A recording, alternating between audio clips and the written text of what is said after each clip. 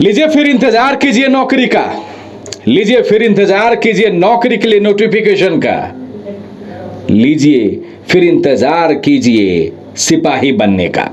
एक तो कई दिनों पर बहाली की प्रक्रिया शुरू होती है, लेकिन शुरू होने से पहले बिहार की परीक्षाओं पर ग्रहण लग जाता है। लीजिए अब तो सिपाही भर्ती परीक्षा भी रद्द कर दी गई है। न सिर्फ ली गई परीक्षा को रद्द किया गया है, बल्कि 7 और 15 अक्टूबर को होने वाली परीक्षा भी अगले आदेश तक के लिए रद्द कर दिया गया है। रद्द तो होना ही था। अब परीक्षा हॉल में प्रश्न पत्र खुलने से 45 मिनट पहले आंसर शीट बाहर खुल जाए, ये कमाल है बिहार में सॉल्वर गैंग का। परीक्षा से पहले सब कुछ सेट हो जाता है, मानो परीक्षा में प्रश्न पत्र सेट करने से पहले ये solver gang answer sheet set कर लेते हैं।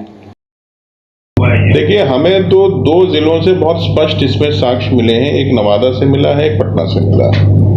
और जो अभी तक हमारे पास व्हाट्सएप के बहुत से कोचिंग सेंटर्स और स्टूडेंट्स ने भी हम लोगों को भेजे हैं, अपने साक्ष्य उन लोगों ने हमारे साथ साझा किए हैं, उसमें लगभग 1.5 घंटा 2 घंटा इस प्रकार का विलम्ब नजर आ रहा है एग्जाम शुरू होने से पहले का।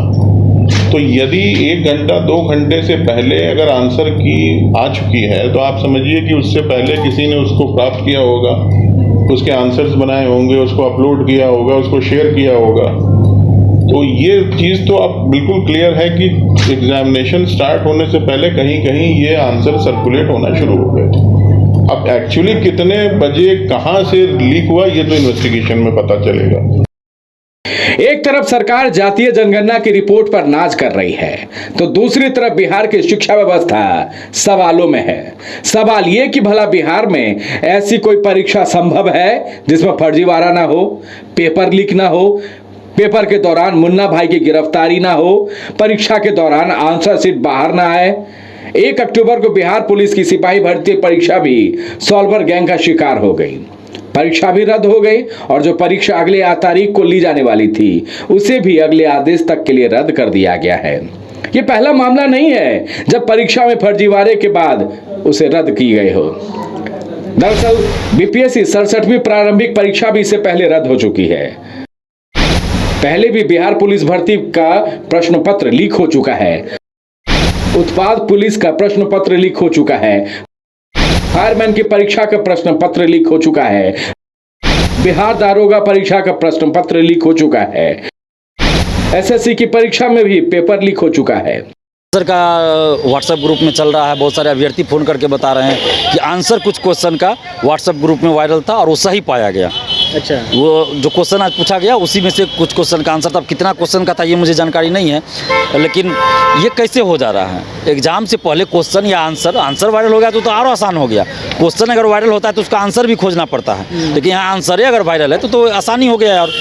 तो ये कैसे हो जाता है? सरकार को इस पर सख्त कानूनी कार्रवाई करनी चाहिए। और हम अभ्यर्थियों से भी अपील करते हैं, या जिनके पास भी इस तरह की सूचना हो, जिनके मोबाइल में आया हो, उनको भी हम कहते हैं कि आप आर्थिक अपराध इकाई पटना को भेजिए। आप बिल्कुल नहीं डरिए, आर्थिक अपराध इकाई पटना को भेजिए। अगर आप चुप रहिएगा तो फिर लिपापोती सीएसबीसी के द्वारा कर दी जाएगी। सीएसबीसी तो यहाँ पे संदेह के घेरे में खुद है। बिहार में नौकरी की बहार है का नारा जरूर है, लेकिन बिहार में परीक्षा का शिकार सॉल्वर गैंग खूब करता है, वो भी जोरों पर है। एक तो बहाली होती है और बहाली से पहले इसे कलंकित कर दिया जाता है। Bureau report, news by scoop.